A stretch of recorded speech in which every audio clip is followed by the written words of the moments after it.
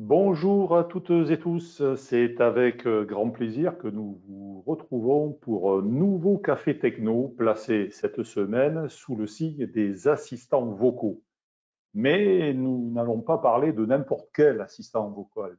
Nous allons parler d'un assistant vocal industriel et opérationnel. Hein, vous connaissez tous Siri, vous connaissez tous et vous utilisez très certainement OK Google, mais vous allez voir les petites subtilités qui résident dans le monde industriel. Pour ce faire, nous nous sommes entourés de deux experts, André Joly, qui est CEO de la société Simsoft Industries, basée en Occitanie, et Antoine Cioto, qui est CTO de la société Erudit, basée en Nouvelle-Aquitaine. Tous deux nous amèneront progressivement à bien comprendre déjà la différence entre un assistant vocal industriel et un assistant vocal grand public.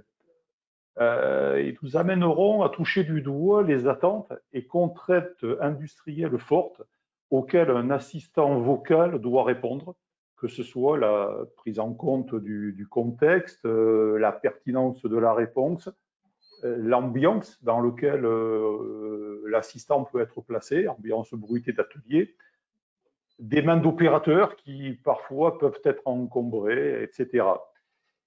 Et surtout, à quoi cela sert dans l'industrie, et tout particulièrement dans une approche industrie 4.0, mais également, vous le verrez, au travers d'exemples emprunts du milieu de la défense.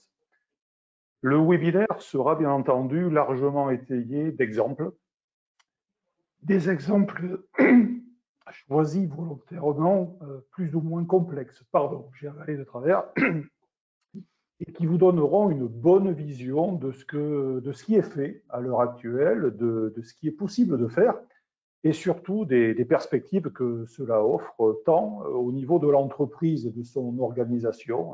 On va parler d'atelier, mais pourquoi pas parler de RH, de vente, de support. Au niveau du produit, on pourra se poser, s'interroger, et également au niveau des métiers. Voilà.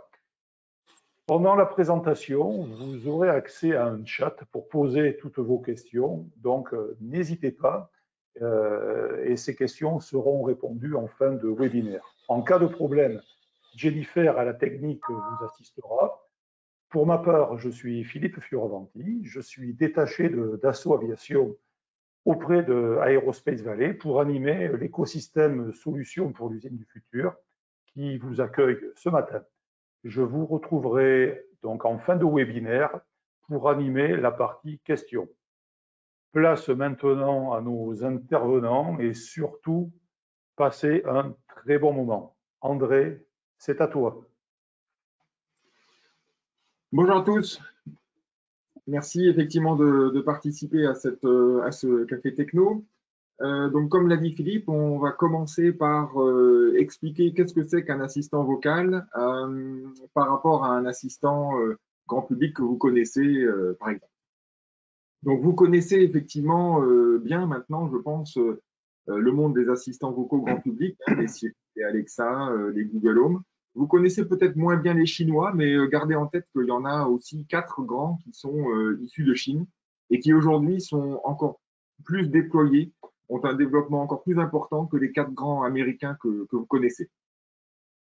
Alors, si on se replace dans le contexte industrie 4.0, ben là, en fait, c'est une image un petit peu provocante qui vous donne un petit peu votre rêve d'industriel, où en gros, vous avez une usine qui fonctionne à peu près toute seule, et puis des gens qui surveillent cette usine, avec des robots partout, du big data partout, des analyses que vous faites sur écran, des KPI que vous suivez avec des courbes magnifiques. Bon, ça, c'est un petit peu le rêve que l'on a tous des usines du futur. Le problème, c'est qu'aujourd'hui, c'est pas toujours ça. Il y a encore beaucoup d'usines et d'industries qui reposent, dont la production ou la maintenance repose sur des êtres humains. Et j'allais dire, c'est tant mieux parce que l'être humain a quand même une expertise qui aujourd'hui a du mal à être remplacée par des machines. Et fort heureusement, d'une part pour l'emploi en Europe, pour la cohésion sociale et pour la vie des entreprises, il y a encore énormément de gens qui travaillent avec leurs mains dans un environnement industriel. Alors, si on parle d'industrie 4.0 pour ce type de personnel, eh ben, c'est parfois un peu compliqué parce que l'industrie 4.0 parle beaucoup évidemment, on parle beaucoup de digitalisation, de numérisation. Et puis, bah, les constats que l'on a sur le terrain, les retours que l'on a de la part d'opérateurs plutôt manuels, c'est que bah, SAP, ça leur casse les pieds. Alors, je prends SAP, mais enfin, ça englobe l'ensemble des logiciels qui tombent un petit peu sur la tête de ces opérateurs humains.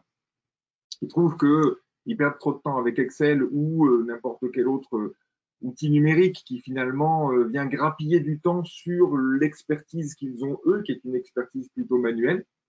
Et puis, bah, porter une tablette, c'est bien, mais enfin, combien de fois on a vu des tablettes sabotées dans des usines, revenir à l'atelier en disant, oh, bah, elle a été pliée, je ne sais pas pourquoi, mais voilà. Et puis, bah, un smartphone avec des gants de sécurité, c'est un peu petit, il ne voit rien. Bon, alors tout ça, ce sont un peu des anecdotes, ça pourrait être drôle, mais en fait, le sous-jacent, c'est qu'il y a un problème aujourd'hui d'acceptabilité et de vraie rentabilité de la numérisation des processus industriels lié à la manière dont toute une population technique peut interagir avec ces outils numériques. Et cette question-là, il va falloir un jour y répondre. Et ce qu'on va vous présenter avec Antoine participe un peu à cette acceptabilité et finalement à retrouver la rentabilité réelle de l'effort de numérisation qui est fait aujourd'hui dans l'industrie. Alors, on va parler d'assistants vocaux. Donc, je vous ai dit, bah, vous connaissez les 4 grands. Alors, vous ne connaissez pas forcément Xiaomi, mais enfin, Xiaomi aujourd'hui est plus utilisé qu'Alexa dans le monde. Hein. Pourquoi? Parce que c'est un assistant asiatique et que bah, les Chinois, ils sont plus nombreux que les Américains. Donc, voilà. Alors, la question qu'on peut se poser si on parle d'assistant vocal, c'est pourquoi ces assistants-là, qui ont été développés à coût de milliards d'euros de développement, pourquoi est-ce que ces assistants-là, on ne peut pas les utiliser dans l'industrie? Ce n'est pas forcément que des questions techniques, mais également, ça pourrait être des conditions commerciales. Par exemple, le modèle économique de ces assistants vocaux, c'est principalement un modèle basé sur la gratuité de l'utilisation et le paiement à la publicité. Bon, on voit mal un technicien de chez PSA se faire diffuser une pub pour Renault pendant qu'il est en train de monter une pièce. Ça paraît compliqué d'un point de vue modèle économique. Ensuite, il y a un problème de données, c'est-à-dire que ces assistants vocaux grand public, comme Alexa par exemple, ils vont s'entraîner sur des millions et des millions de données.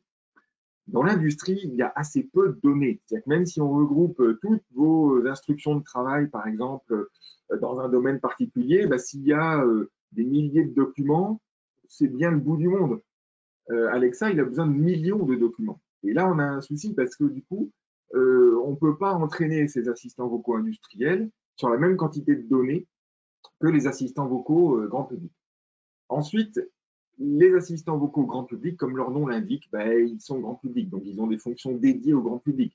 Donne-moi la météo, joue ma musique sur Spotify, branche la radio France Inter, etc., qui sont des services dédiés à des besoins du grand public. Or, le technicien, lui, il n'a pas forcément le même besoin. Il a des besoins qui sont différents, qui sont spécifiques. Vous avez des assistants métiers, des assistants vocaux métiers, par exemple, dans le domaine de la santé, qui sont vraiment des verticaux qui ont pris en compte toutes les contraintes du domaine de la santé. Nous, en fait, on cherche à faire la même chose, mais dans le domaine industriel. Et puis enfin, un petit peu de politique quand même, parce que voilà, les 8 grands, ils sont soit américains, soit asiatiques, chinois, on va le dire. Et bon, il n'y en a pas d'européens aujourd'hui. Donc ça pose un problème.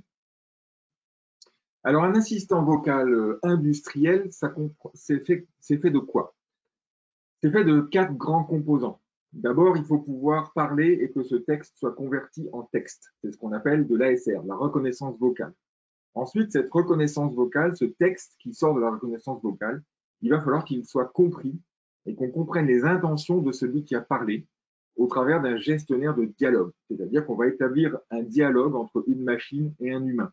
Et ce dialogue, il va reposer sur des connaissances métiers, donc une base de données métier, qui va rendre ce gestionnaire de dialogue, entre guillemets, intelligent pour le métier que l'on va traiter. Et puis finalement, il va falloir que cet assistant vocal puisse répondre à l'opérateur par ce qu'on appelle le TTS ou la synthèse vocale.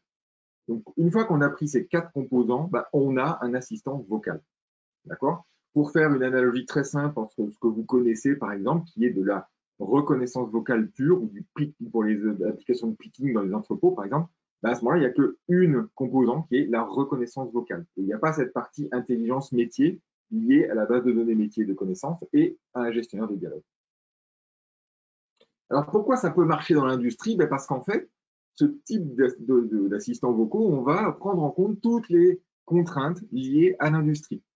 Donc les contraintes, ça va être par exemple, ben, effectivement, il faut gérer des tours de dialogue parce que quand un opérateur dit je mesure 24, ben, il ne faut pas juste prendre ça pour argent comptant, il faut avoir une boucle de dialogue qui va dire bah, tu as voulu dire 24, c'est bien dans les tolérances, donc c'est bon, je l'accepte, etc. Est-ce que tu confirmes? Il va falloir comprendre le métier. Si quelqu'un parle d'une hélice dans le domaine de l'aviation ou dans le domaine du nautisme, ben, ce n'est pas la même chose, les hélices. Il va falloir être robuste aux environnements de travail. L'environnement de travail dans l'industrie, il peut être bruyant, il peut être déconnecté d'Internet, il peut être connecté à un serveur local, mais pas à un serveur externe. Et puis, il va falloir être intelligent pour le monde du technicien. Et ça, ben, ça revient à comprendre de quoi le technicien a besoin, qu'est-ce qu'il est en train de faire, c'est quoi son étape de travail, et donc à quoi il va s'intéresser dans le cadre de son utilisation d'un assistant vocal. Alors, avant de passer la parole à Antoine, et pour illustrer un tout petit peu, je vais vous passer une petite vidéo distrayante, qui est, alors on a pris un petit peu un pied de nez, hein, on fait un petit pied de nez à Siri modestement, donc on a fait un petit peu le même scénario que Siri, mais pour une utilisation industrielle.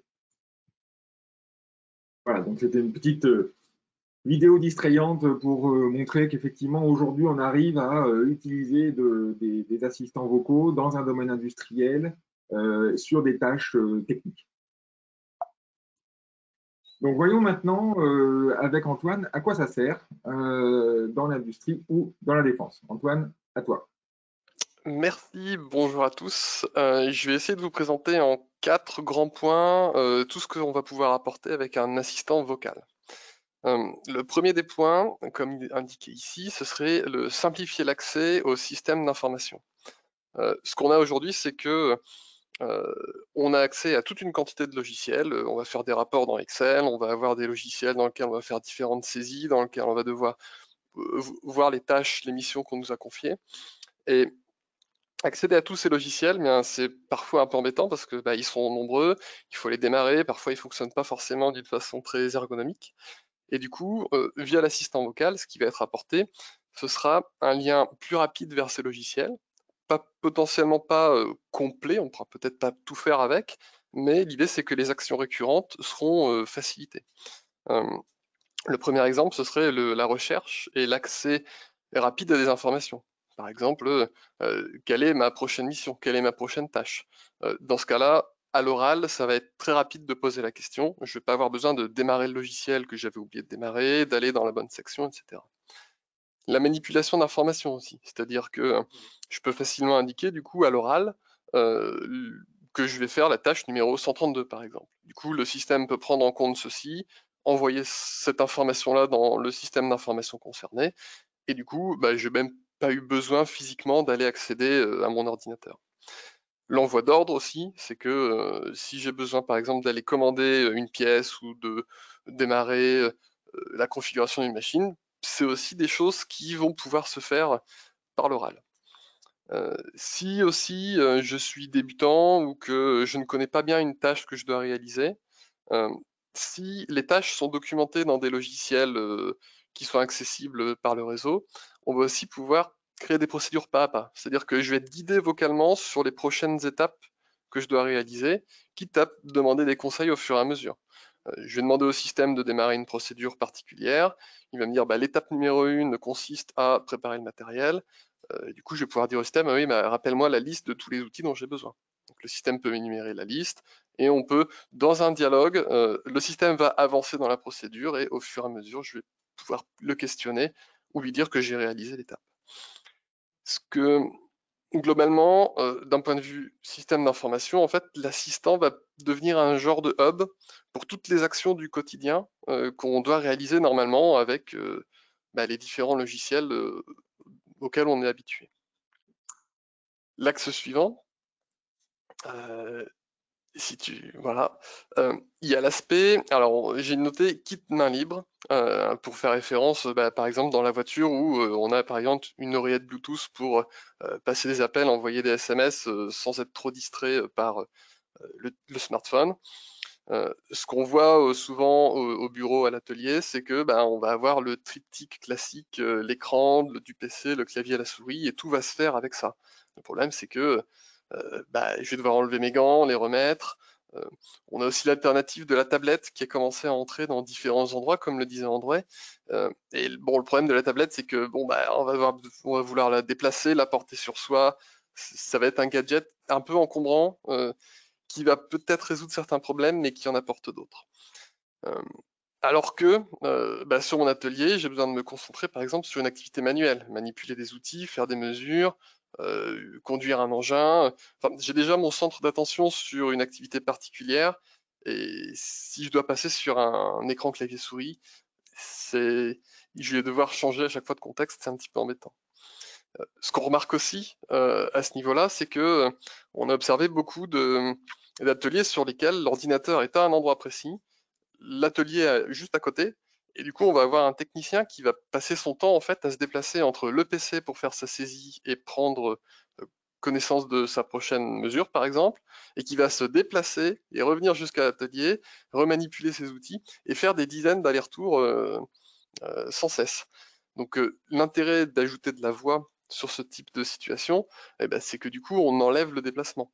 Au pire, on va tourner la tête pour vérifier à l'écran que la saisie est correcte, ou pour prendre connaissance textuelle de ce qu'on fait, pour prendre confiance en ce que le système va nous faire, puisque ça peut ne pas être que vocal, on peut avoir un retour visuel.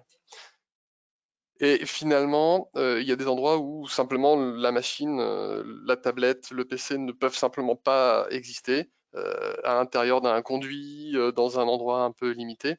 Et du coup, on a la possibilité cette fois-ci d'avoir un lien avec le système d'information vocale dans un endroit où normalement on ne pourrait rien faire. Peut-être éventuellement prendre des notes sur papier d'une façon très limitée.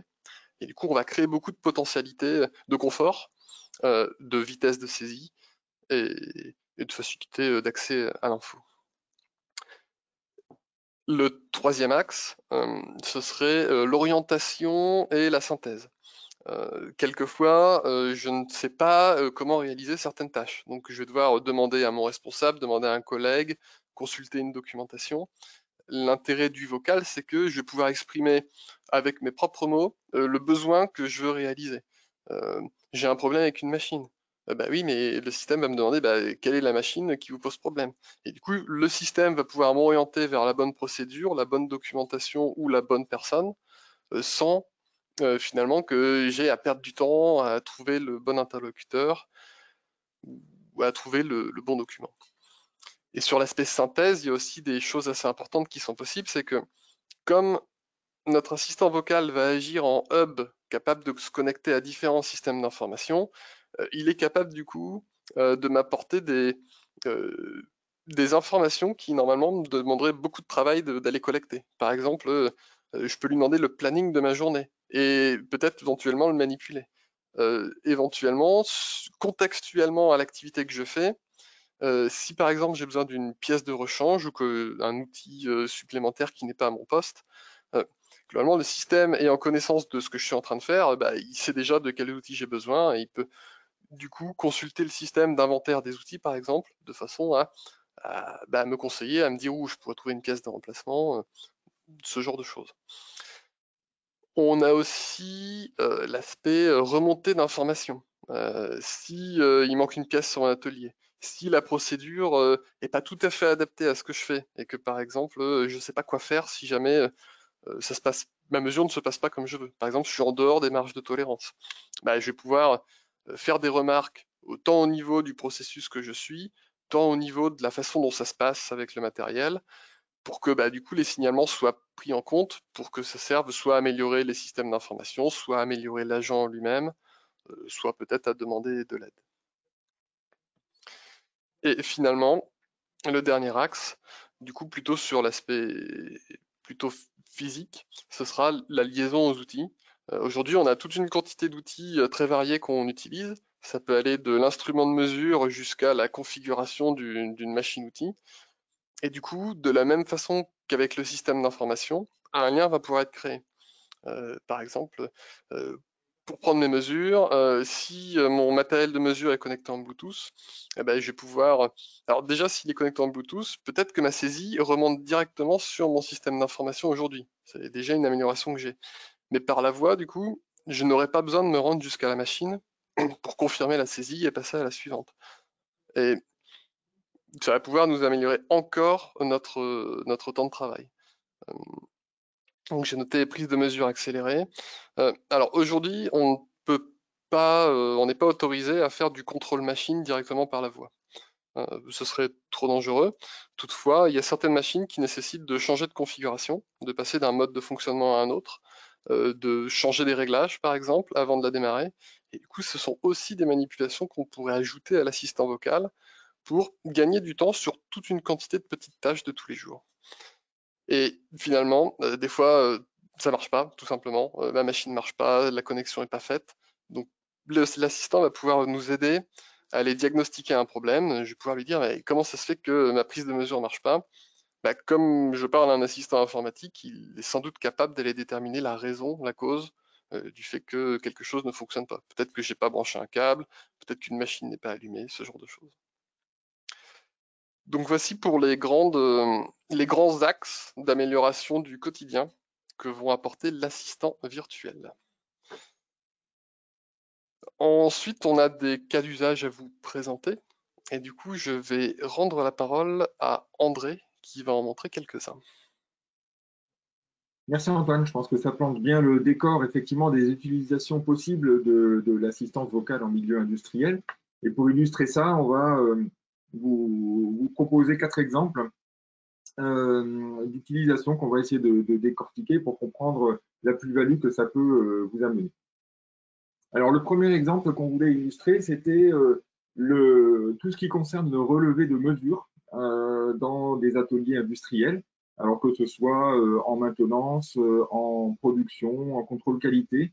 Il y a beaucoup d'activités qui sont liées au relevé de mesures, relevé de cotes, relevé de pression, relevé d'une situation, qui demandent souvent une collecte d'informations, une recopie d'informations, qui peut être source d'erreurs, ou alors beaucoup de déplacements de l'opérateur entre ce qu'il est en train de mesurer et puis un poste informatique. Et parfois, il va empiler les mesures dans sa tête pour ne pas se déplacer tout le temps. Et puis, finalement, par rapport au support informatique, souvent le post-it, c'est génial, quoi. Il n'y a pas de jeu. Et donc, on a souvent des situations où même si il y a des logiciels, alors on a mis Apriso de ce système comme illustration, mais il y en a beaucoup d'autres. S'il y a de ce type de logiciel mis en fonction, on constate des retours au crayon papier parce que c'est jugé plus confortable par le technicien. Alors, pour illustrer ça, je vais prendre 2 exemples. Le premier exemple est une démonstration, donc c'est pas opérationnel. On est couplé avec Apriso, qui est un logiciel de MES d'Asso Systèmes, que l'on voit dans le fond. Là, on a un grand écran où il y a Apriso. Sur l'écran à côté, on a un assistant vocal, Spix, et puis une opératrice qui doit réaliser un certain nombre de tâches et qui, là, de manière ostensible, va tourner le dos à l'écran pour réaliser une mesure, plusieurs mesures qui doivent être dans des tolérances particulières et qui va être guidée, qui va poser des questions à son assistant en disant bon, comment je dois faire, qu'est-ce que je dois faire, quelles sont les tolérances et comment je vais faire pour faire cette mesure. Donc, l'avantage de l'interface avec des outils du commerce qui sont déjà déployés chez les industriels, alors c'est des outils de MES, des outils de GMAO, c'est que ça permet en fait d'exploiter ce qui a déjà été fait, ce qui a déjà été structuré par les industriels, et d'exploiter ça par un moyen différent qui est un assistant vocal, plutôt que d'avoir à refaire un matériel spécifique pour une utilisation par un assistant vocal. Donc ça, c'est sûr que c'est un moyen pour l'industrie d'accéder de manière graduelle à l'introduction de solutions d'assistance vocale sans avoir à tout refaire ou tout revalider. Parce qu'effectivement, l'instruction de travail d'un opérateur, d'un technicien, souvent elle est validée. Ça demande du travail à constituer. Et donc, d'arriver à exploiter ces ressources-là permet de gagner du temps et de se concentrer vraiment sur la plus-value de l'assistance vocale plutôt que sur la rédaction d'une procédure ou d'un ordre de tâche spécifique. Présentait un... Je suis toujours en présentateur ou pas? Oui, alors attends, je vais te donner le rôle, excuse-moi. D'accord. La vidéo présentait donc un cas d'usage avec une opératrice qui manipulait Apriso par la voix. Le deuxième exemple que l'on peut regarder, donc là on est chez un industriel, donc on est chez Vallourec dans le nord, à côté de Lille, pour un opérateur de contrôle qualité dans un environnement très bruyant et qui a à réaliser un certain nombre de mesures sur des tubes en acier. L'avantage de cette vidéo-là, c'est qu'elle va montrer un exemple très très simple, c'est-à-dire que la personne va uniquement faire de la mesure, va valider d'un point de vue visuel sur un écran qui va être à sa droite que la mesure qui a été énoncée vocalement est correcte, parce qu'il ne peut pas avoir de retour audio parce qu'il y a trop de bruit. Donc là, on illustre la multimodalité d'un assistant vocal, comme l'a expliqué Antoine précédemment. Le fait qu'il a les mains libres pour travailler.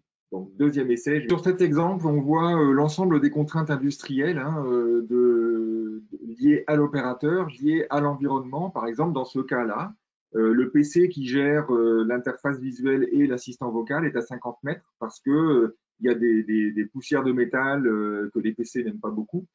Et donc, la contrainte d'intégration industrielle doit être prise en compte pour avoir un système opérationnel. Deuxième exemple qui est intéressant, c'est tout ce qui concerne le relevé de constat terrain ou le relevé d'inspection. Ça, c'est tout ce qui concerne la qualification de problème, la qualification d'observation terrain par un opérateur et qui intéresse les industriels pour mieux maîtriser leur outil, soit de production, soit l'outil maintenu, leur parc industriel, et où ils cherchent à avoir des données les plus qualifiées possibles, les plus structurées possibles et potentiellement en temps réel. Vous prenez quelqu'un qui va inspecter, on va dire, un poste source électrique, par exemple, souvent, il va faire son inspection et puis en rentrant le soir, il va faire son rapport. Bon, son rapport, bien évidemment, il va éluder un certain nombre de choses qu'il a oubliées, naturellement. Il va se concentrer uniquement sur des points saillants, mais il ne va pas faire un rapport complet de l'état du patrimoine ou du bien qu'il a inspecté. Et donc, l'intérêt d'un assistant vocal là-dessus, c'est d'arriver à générer une information structurée, le plus structurée possible, en temps réel, et de manière la plus simple possible. Toujours pareil, dans l'optique de libérer de la contrainte d'une tablette, d'un PC, etc., de le faire de manière plus simple. Donc, on va encore essayer de passer une petite vidéo très simple où on a une personne qui est en charge d'inspecter un local. C'est une démonstration, mais qui est issue de travaux réalisés avec EDF, par exemple. Et qui va caractériser un déchet avant de le mettre à l'endroit. Donc, on était sur le constat d'un déchet. Donc, évidemment, ce qui va être stocké par l'assistant vocal là-dedans, c'est les points saillants. Donc, c'est un déchet de nature ménagère. Ça pourrait être un déchet dangereux, par exemple, mais là, c'est pas le cas. Et donc, l'assistant vocal va être en charge de structurer l'information qui va être issue de l'intention de l'opérateur, donc de ce qu'il a voulu dire oralement. Je vais repasser la main à Antoine pour les autres exemples. Merci. J'ai quelques exemples aussi à vous présenter. Un projet sur lequel on travaille depuis maintenant 2 ans, c'est normalement sur la prochaine version du Rafale, mais éventuellement sur la version actuelle aussi. L'idée, c'est que le pilote au sein d'un Rafale a énormément de choses à gérer. Il a une machine assez complexe à manipuler, il a besoin de gérer sa navigation, de gérer la radio, de gérer toute une quantité de tâches, et en plus de ça, il a une mission à accomplir. Il a une carte géographique à gérer sur laquelle beaucoup d'informations figurent, autant les aspects du relief, les aspects tactiques, les avions civils aussi qu'il faut du coup éviter et ne pas inquiéter. On a énormément de tâches à traiter, encore plus qu'en aviation civile. Et l'idée de l'assistant vocal pour le pilote, c'est justement de lui permettre de réaliser certaines de ses actions beaucoup plus rapidement. Le cockpit en lui-même, si on veut manipuler la carte, si on veut zoomer, si on veut atteindre un point, décrire quelque chose sur la carte, les interfaces sont conçues pour résister à beaucoup de jets, à des forces importantes, et du coup elles sont très compliquées à manipuler. C'est des gros boutons bien solides, et du coup on perd énormément de temps à faire des saisies ou à ressortir des informations. Et du coup, l'idée de pouvoir manipuler certaines informations à l'oral, ça va être du coup gagner énormément de temps et de pas perdre sa concentration pour justement toutes les tâches liées aux appareils internes. Si je dois reconfigurer ma radio pour contacter l'aéroport pour atterrir, plutôt que de passer 15 à 20 secondes à sélectionner la fréquence que j'aurais notée sur un post-it potentiellement, parce que c'était prévu que ce soit cette fréquence-là, je dis simplement à l'assistant, mets-moi sur la tour de tel aéroport. Et du coup, l'assistant va configurer la radio, j'aurais plus qu'à appuyer sur le bouton radio pour parler, et j'ai gagné énormément de temps. Aussi sur tous les aspects cartographiques, zoome-moi sur la zone de la mission, montre-moi le trafic au niveau de l'aéroport. Cette fois-ci, la carte va s'afficher à l'endroit parfait, avec le bon niveau de zoom, et j'aurai pas à me déplacer sur la carte, à adapter moi-même le niveau de zoom, à choisir quels sont les éléments que j'affiche ou pas. Donc on va avoir beaucoup de facilités qui vont être apportées alors qu'on est dans un environnement où le stress est important, et du coup, quand on doit galérer avec le cockpit en lui-même, enfin galérer, on y arrive, hein, mais disons que ça prend un petit peu de temps, quoi. Le cas d'usage suivant, toujours dans un cadre plutôt défense, c'est un projet qu'on a avec Naval Group, où le but, c'est l'accès à l'information très simplifié. C'est-à-dire que on va avoir une mission à l'intérieur de ce type de bâtiment, où on va devoir gérer tous les appareils de détection de ce qu'il y a dans notre environnement, tout ce qui est bateau, navire, avion. Globalement, dès que quelque chose approche dans le cadre du radar, il faut identifier ce que c'est, parce que c'est peut-être un civil, mais c'est peut-être une menace. Et du coup, on va avoir tout un travail de gestion d'informations à demander au système quelles sont les dernières choses qui ont été identifiées, quelles sont les choses prioritaires à identifier, et du coup, je vais avoir besoin de consulter toute une quantité de bases de données. Par exemple, pour identifier un navire, je vais avoir besoin de son type, ou peut-être je vais demander au système, le navire a tel identifiant, XBX63, qu'est-ce que c'est? Ah bah c'est un cargo chinois en provenance de Chine à destination d'Espagne, par exemple. Ah d'accord, bon bah lui tu peux le marquer comme étant neutre, il n'y a pas de problème avec lui. L'intérêt, c'est que les systèmes d'information sont multiples. On a des bases de données, on a la gestion du radar, on a des informations qui remontent d'autres navires aux alentours alliés, amis. Et l'intérêt de l'assistant ici, c'est de pouvoir décortiquer les informations et classer vite des informations à l'oral, plutôt que de passer cette fois-ci par une interface graphique.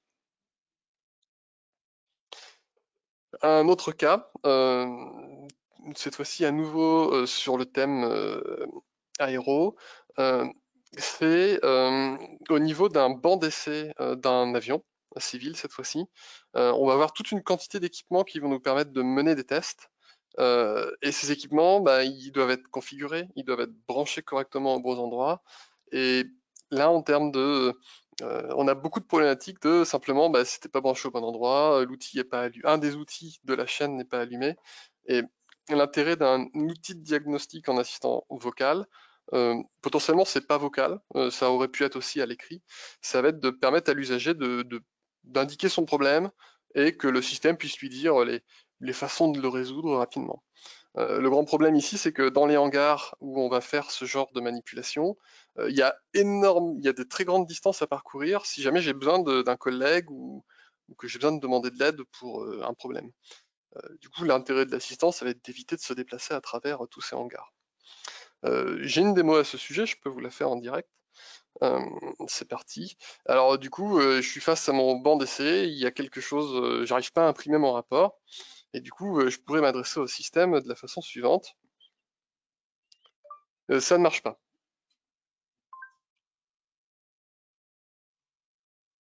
Est-ce que mon réseau est bon? Alors, j'augmente un petit peu le volume au cas où vous n'entendrez pas bien. Donc, le système me demande sur quel équipement rencontrez-vous un problème? Sur l'imprimante. Voilà, j'avais oublié de lui dire sur quel équipement j'avais un problème. il me demande du coup quel équipement. Oui, j'ai besoin d'aide.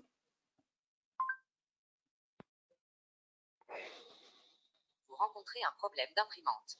Nous allons tenter de résoudre cela ensemble. Avez-vous sélectionné la bonne imprimante? Ça, c'est bon. J'ai bien noté que l'imprimante désirée était sélectionnée. L'imprimante est-elle actuellement en mode hors connexion? Ah oui, non, elle est pas en, ouais, c'est pas bon. Elle est en hors connexion.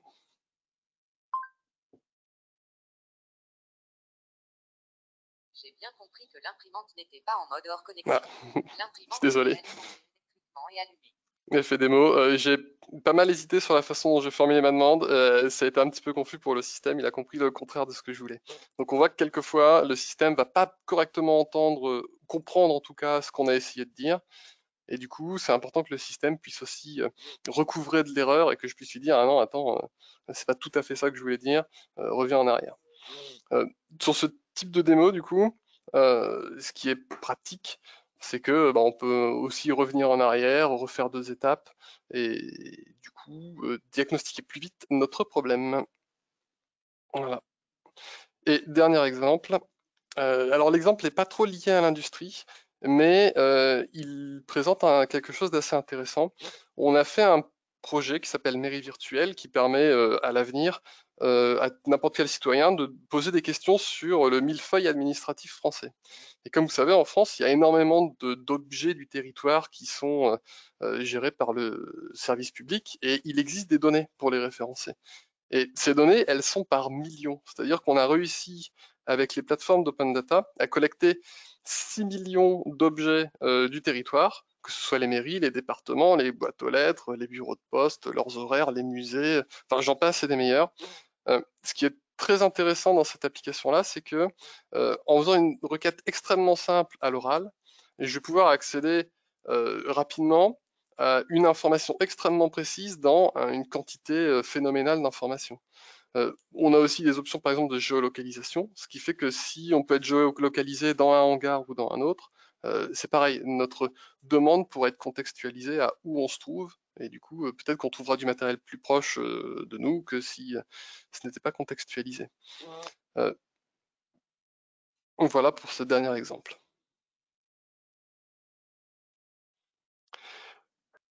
Et nous voici donc à la partie questions et réponses. Alors justement, je vous retrouve pour l'ensemble des questions parce que nos amis auditeurs ont été très prolixes, donc il va falloir que vous soyez bons pour répondre, comme d'habitude. Donc je vais dépiler les questions, pas forcément dans l'ordre d'arrivée, mais dans ce que j'ai sous les yeux. Alors, première question, avez-vous effectué des tests en environnement extérieur, par exemple mise en service de systèmes ferroviaires ou secteur de la construction, par exemple? Qui veut bien répondre? Oui, je veux bien. Donc, effectivement, l'extérieur, c'est des bruits particuliers, hein, c'est des environnements contraignants à la fois pour les systèmes informatiques et pour les humains. Donc, en fait, c'est un bruit particulier. On a effectivement travaillé dans le domaine de la construction et dans le domaine ferroviaire et dans le domaine de l'énergie, avec des opérateurs qui sont en extérieur pour faire des inspections des inspections d'équipement, on va dire, divers et variés, et qui ont soit une tablette dans un sac à dos derrière eux, soit un smartphone, pas forcément connecté, hein, parce que dans des environnements extérieurs comme ça, il n'y a pas forcément de réseau non plus. Et donc, oui, on a fait ce genre d'expérimentation, tout à fait. Avec succès, bien sûr. Tu pourrais ajouter que en termes de niveau de bruit, il y a souvent à adapter un petit peu les systèmes. Par exemple, sur le sujet Rafale, on a un bruit de fond assez important avec aussi beaucoup de bip des machines, de notifications sonores. Et du coup, oui, en fonction de l'équipement audio, en fonction de l'environnement, il y a souvent des possibilités de rendre cela fonctionnel. OK. Alors, comment peut-on concrètement interfacer ce type d'assistant avec des logiciels existants? Ça fait écho un petit peu à ton intervention, André, tout à l'heure. Et je pense que ça, c'est vraiment très important pour nos participants. Alors, donc, si on prend des logiciels, je vais en citer 3 ou 4, hein, Apriso de Dassault Systèmes, Maximo d'IBM, Infor, IFS, QDA, bon, tous ces logiciels-là, qui sont déjà déployés en entreprise, ils ont des interfaces. Donc, des interfaces qui sont soit au niveau API, donc interne au logiciel, soit des interfaces réseau. Et la plupart du temps, nous, on ne remet pas en cause, on ne demande pas un développement spécifique à l'éditeur, c'est impossible. Donc, on va s'interfacer avec des protocoles réseau, qui sont des protocoles réseau internes à l'entreprise, bien évidemment, pour aller communiquer et établir des scénarios de communication avec ces outils-là. Si je prends IBM Maximo, par exemple, qui est une application web, et ben on va venir s'interfacer avec le browser web qui est sur la machine de l'opérateur. On va venir taguer un certain nombre des instructions qu'il doit suivre, en accord avec le bureau des méthodes, par exemple. On va détecter que effectivement son instruction de travail est arrivée. On va décortiquer cette instruction de travail et on va venir s'interfacer au niveau du browser web avec l'interface de Maximo. Donc ça, on le fait effectivement et on va venir greffer ce qu'on appelle des services d'assistance vocale, des skills ou qui vont être des services unitaires qui vont répondre aux besoins, soit du relevé de la mesure, soit d'inscription d'un document, soit de recherche d'informations, soit de commentaires, soit de remontée de constats terrain, etc., en fonction du besoin qui est dans l'instruction de travail qui est gérée par l'outil. Antoine, tu as une précision? Alors ça, c'est effectivement le cas qu'on aimerait, c'est que les logiciels soient déjà prévus pour ça. De temps en temps, il arrive qu'un logiciel ne soit pas prévu pour qu'on puisse interagir avec depuis un assistant vocal. Dans ce cas-là, c'est quelquefois possible, mais du coup, on a besoin de faire une étude d'architecture logicielle pour voir comment on pourrait s'interfacer malgré tout. Et du coup, quelquefois, c'est possible. Ça nécessite un petit peu de travail, mais c'est réalisable aussi. Ok. Donc, une autre question. Comment a été accepté, enfin, comment cette technologie a été acceptée par les opérateurs que vous avez rencontrés?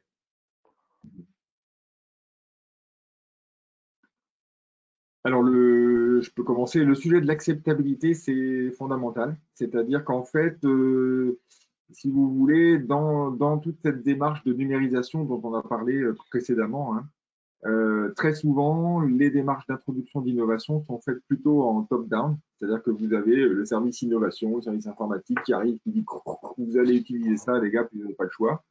Voilà, bon. Il est clair que cette époque-là est révolue. Donc aujourd'hui, il faut appréhender une approche techno en bottom-up. Donc partir de la souffrance, je dirais, de la personne qui doit utiliser un outil, savoir quel est le point bloquant, quel est le point dur, le pain, hein, comme disent les Anglais, pour arriver à résoudre ce point-là. Et une fois qu'il est résolu, en fait, la techno, elle disparaît, elle devient un facilitateur d'interaction et finalement, la techno disparaît. Le point compliqué, ça reste quand même le matériel, parce que pour pouvoir interagir vocalement avec un système, il faut un casque et un micro. Et bien souvent, c'est pas tellement la techno d'assistance vocale qui pose question ou qui pose problème, c'est le matériel. Quel est le matériel qui va être adapté en termes de casque et de micro en fonction des EPI existants, du contexte de travail, de la mobilité, un fil, pas de fil, autorisation du Bluetooth, du Wi-Fi ou rien du tout.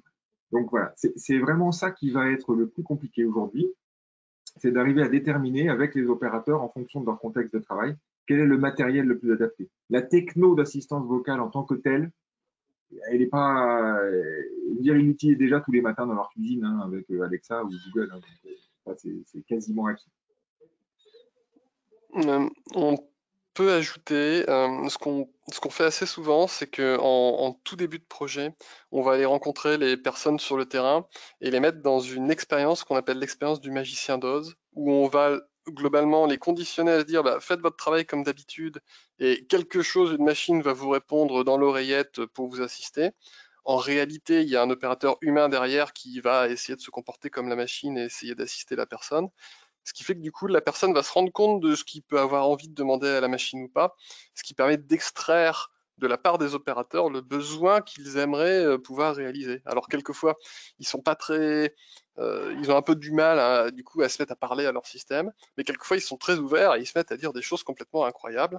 Et on se dit ah oui si on voit ça qui se répète sur plusieurs opérateurs, c'est peut-être que en fait on n'avait pas identifié ce besoin-là, mais eux, quand ils tentent de s'exprimer naturellement, on détecte quels sont leurs besoins les plus importants. Et du coup, on détecte la douleur un petit peu qu'ils ont, et on peut en déduire quel service on peut leur apporter. Et finalement, c'est presque eux qui créent le système, puisque c'est eux qui définissent ce qu'ils ont envie de dire à leur système pour aller plus vite dans leurs tâches. Alors, vos réponses font écho à une question suivante où vous avez globalement répondu, mais je vais la poser quand même.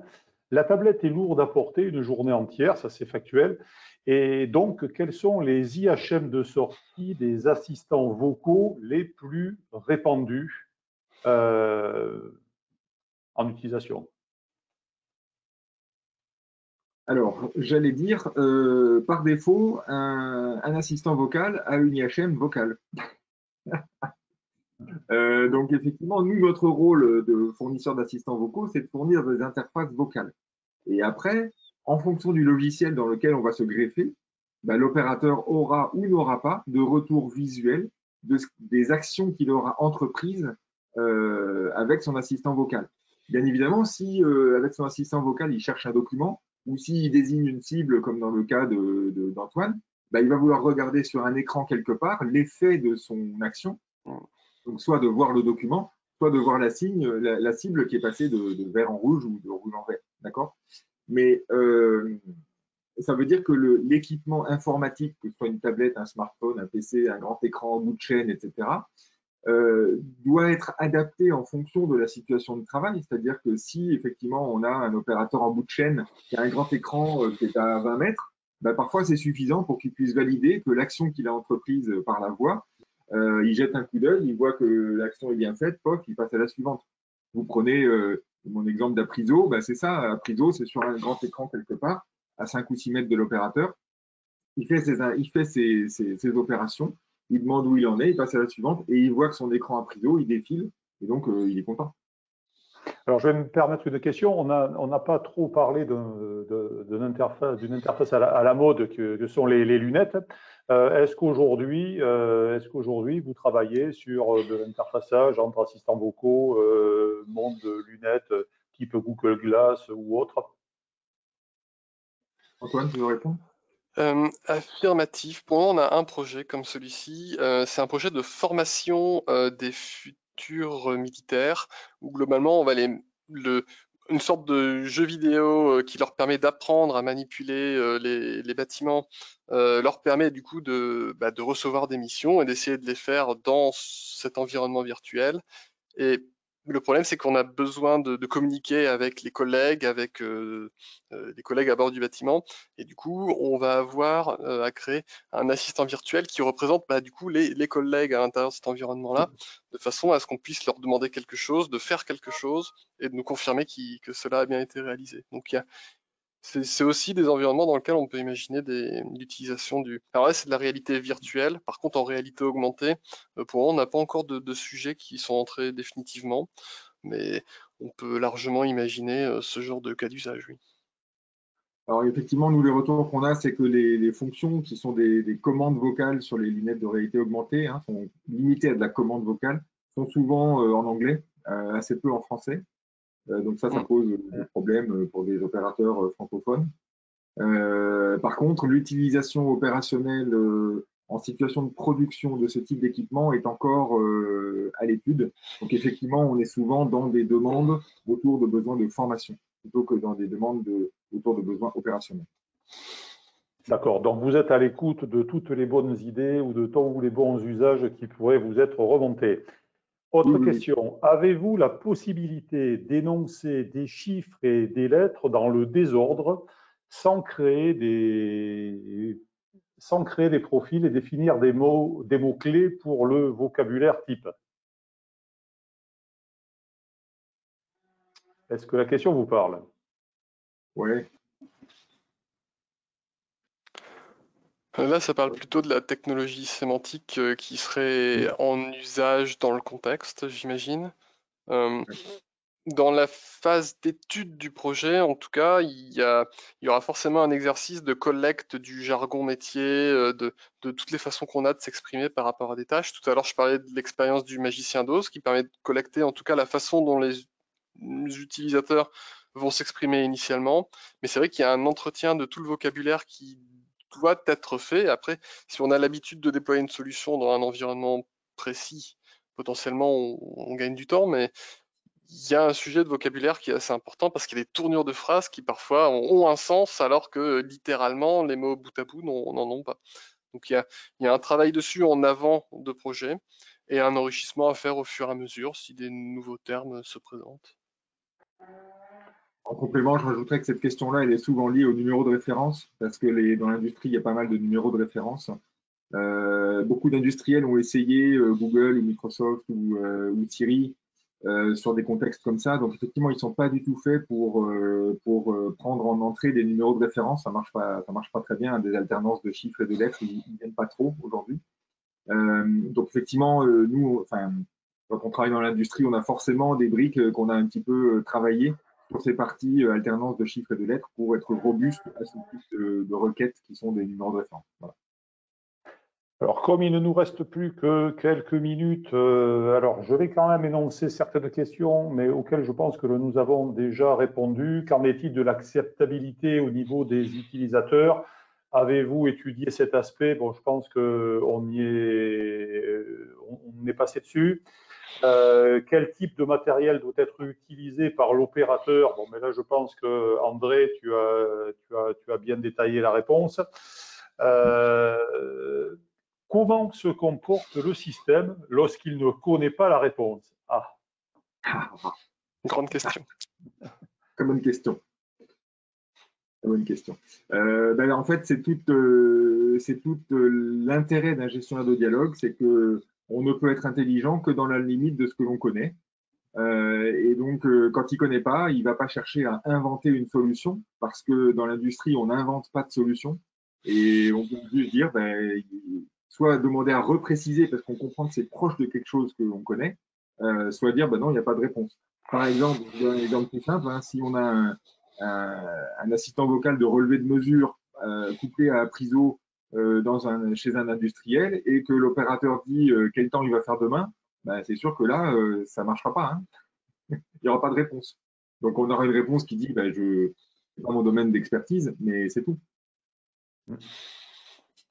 En termes, j'avais une diapositive à ce sujet, c'est l'orientation. Comme le dit André, effectivement, l'assistant, il est prévu pour certaines tâches et du coup, c'est compliqué pour la machine de s'inventer la réalisation d'autres tâches.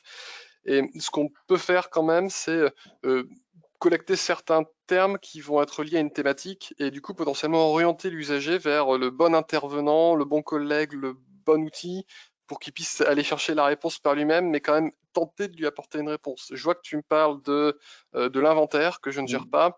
Je t'invite à démarrer le logiciel en question ou à contacter le responsable qui s'appelle un tel et dont le numéro est le suivant. Donc, il y a des petites choses qu'on peut faire dans le système pour quand même aller vers l'orientation. Il faut aussi que le système se rende compte qu'il ne comprend pas.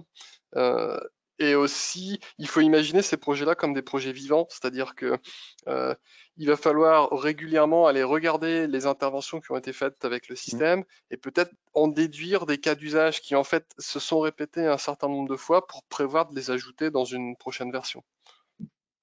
Allez, maintenant, on va essayer de se concentrer sur des réponses très courtes parce qu'il reste encore quelques questions. Quels sont vos premiers retours opérationnels? Les points forts, quels points forts et quels axes d'amélioration éventuels avez-vous notés? Nous, en tout cas, sur les pilotes Rafale, quand on leur a présenté le projet au début, ils étaient parfois un petit peu inquiets à se dire est-ce que ça va vraiment marcher?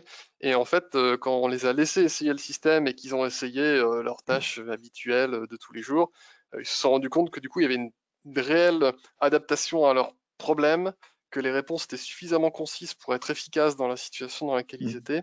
Et en fait, ils sont super contents et ils ont vraiment très envie qu'on avance dans le projet le plus vite possible pour que ça devienne opérationnel. Pour le moment, c'est plutôt sur des zones d'essai.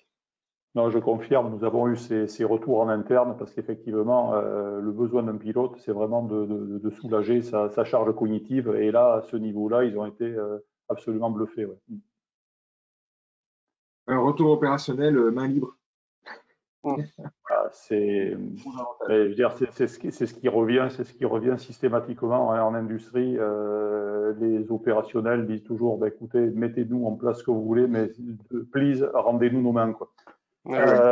Alors, j'ai une question qui était à la fois ouais. Il y a 22 ans, j'installais des softs de reconnaissance vocale sur PC à 300 MHz qui marchaient pas trop mal. Temps de réponse de 2 à plusieurs secondes, taux de fiabilité après entraînement de l'ordre de 90%. Et le retour des clients, qui étaient plutôt des médecins avocats, était OK. Mais peut mieux faire. Les 10% d'erreurs font encore perdre trop de temps.